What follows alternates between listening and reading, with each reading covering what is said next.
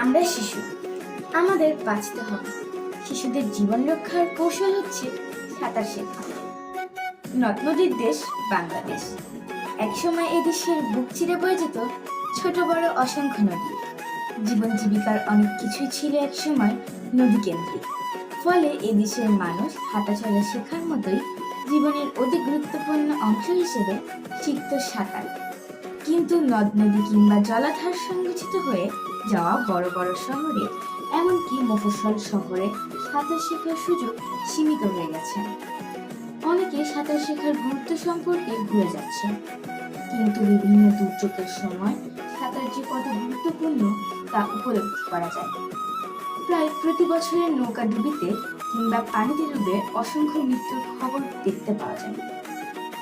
প্রতি বছর বাংলাদেশে অনেক শিশু পানিতে ডুবে মারা যায়।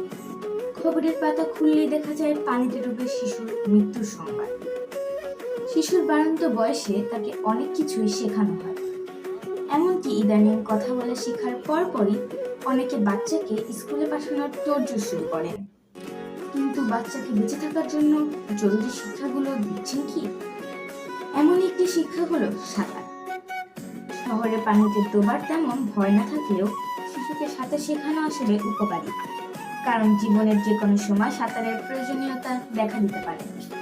আর সাঁতার যে খুবই কার্যকরী একটি ব্যায়াম তা তো বলাই বাহুল্য। শিশুকে আসলে 4 বছর বয়সের পর যে কোনো সময়ই সাঁতার শেখানো যাবে। পানির প্রতি তাদের ভয় দূর করা ও পানিতে স্বাচ্ছন্দ্যে নড়াচড়া করাটাই প্রথমে শিখবে তারা।